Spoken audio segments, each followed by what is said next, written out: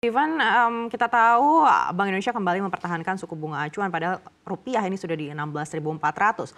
Lalu seperti apa ini berdampak bagi psikologis investor saat ini dan juga untuk pasar keuangan RI?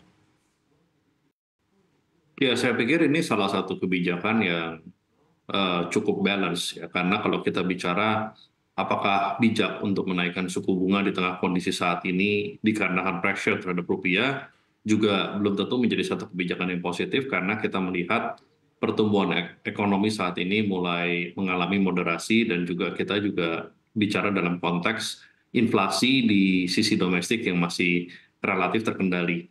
Jadi memang pelemahan rupiah ini memang harus dilihat dari berbagai perspektif ya. Jadi tidak hanya karena pressure akibat daripada tingginya imbal hasil obligasi dan interest rate di Amerika Serikat, namun juga bisa dilihat daripada eh, ekspektasi bahwa kebijakan fiskal ke depannya apakah akan lebih ekspansif. Kemudian juga kita melihat adanya kebutuhan korporat terhadap dolar yang tinggi di kuartal kedua, repatriasi dividen. Jadi memang pelemahan rupiah ini juga dipengaruhi oleh berbagai faktor yang sifatnya lebih cyclical ya kalau kita bicara di kuartal kedua. Sehingga tentunya kebijakan yang diambil Bank Indonesia saya lihat secara respon overall bisa diterima dengan cukup positif oleh pasar keuangan dalam 2 hari terakhir. Lalu apakah pelemahan rupiah ini malah akan jadi sentimen negatif bagi investor untuk menaruh dananya di dalam negeri? Ya, tentunya rupiah adalah indikator yang kritikal baik untuk pasar obligasi maupun pasar saham domestik.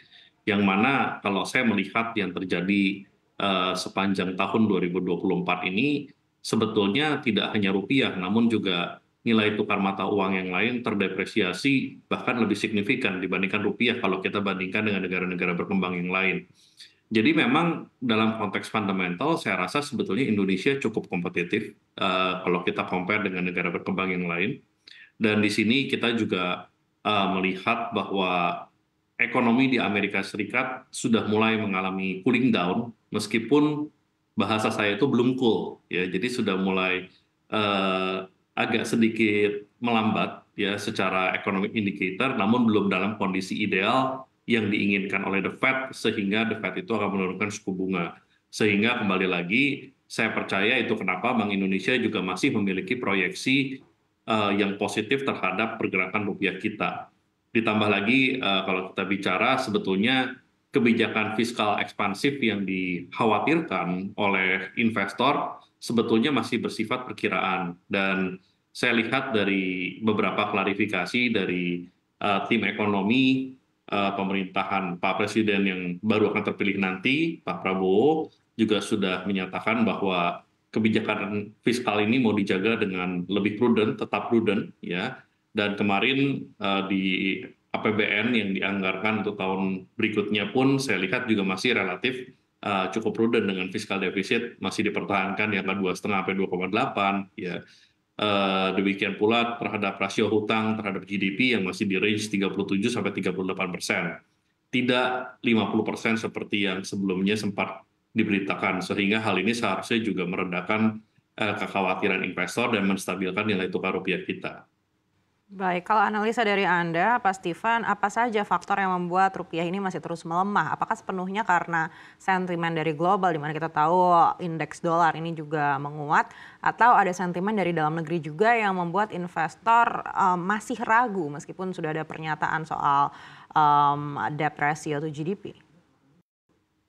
Ya, saya pikir memang di atas 50%, saya bilang mungkin sekitar 60-70% ini kontribusi daripada pergerakan suku bunga di Amerika Serikat, yang mana saat ini memang posisi The Fed ini masih cukup dilematis, karena tadi saya katakan ekonominya sudah cooling down tapi belum cool, ya, di mana kalau kita bicara eh, labor, ya, sektor tenaga kerja di Amerika Serikat ini masih relatif cukup kuat, sehingga secara otomatis konsumsi domestiknya pun masih relatif cukup kuat. Kemudian kebijakan fiskal di Amerika Serikat juga masih cukup suportif dan longgar. Demikian pula kalau kita bicara investment sektor di Amerika Serikat pun saat ini sedang sangat baik. Ditambah service inflation ya di Amerika itu masih kita bilang cukup konsisten di level yang cukup tinggi, sehingga memang The Fed ini memang masih harus mempertahankan kebijakan higher for longer untuk jangka waktu yang lebih panjang. Nah, ini tentunya memberikan pressure tersendiri. Namun, ini tidak hanya satu-satunya faktor. Karena kembali lagi di sisi domestik, saya pikir investor ingin melihat dalam masa-masa seperti saat ini ya terutama, di mana stabilitas ini mungkin menjadi prioritas dibandingkan memacu pertumbuhan dengan ekspansif. Saya percaya investor domestik pun ingin melihat kebijakan fiskal yang relatif lebih hati-hati, ya terutama di masa transisi.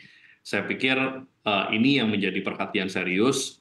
Itu kenapa saya juga masih percaya bahwa figur Menteri Keuangan berikutnya juga menjadi salah satu faktor yang sangat diperhatikan oleh investor karena memang akan menentukan arah kebijakan fiskal ini akan lebih pro growth ya ataupun stability dalam periode seperti yang sekarang kita lihat. Ya kembali lagi dalam masa transisi seperti saat ini tentunya yang lebih sensitif investor ingin utamakan adalah stabilitas ya. Jadi saya bisa bicara bahwa rupiah ini memang indikator yang sangat kritikal. Baik, kalau kita mendengar yang disampaikan Morgan Stanley yang menyebut pasar keuangan Indonesia saat ini underweight karena ada tekanan terhadap rupiah, Anda lihat kenyataannya di pasar saat ini seperti apa? Hmm, saya pikir fair-fair saja ya untuk bisa memiliki view seperti saat itu, meskipun saya harus katakan sebetulnya juga sudah cukup terlambat ya untuk memberikan rating downgrade di saat rupiah sekarang sudah mencapai 16.500. Justru saya lebih melihat di sisi yang positif saat ini, karena kalau saya bicara going forward, tentunya kita juga melihat bahwa suku bunga di Amerika Serikat juga tidak bisa terus-menerus tinggi. Demikian pula kita juga melihat sudah banyak counter policy yang juga akan dilakukan oleh Bank Indonesia untuk mempertahankan stabilitas rupiah, penggunaan devisa lebih optimal, kemudian penggunaan instrumen SRBI, ya, kemudian kita juga bicara intervensi-intervensi lain dalam bentuk open market operation yang bisa menjaga stabilitas lebih baik ke depannya.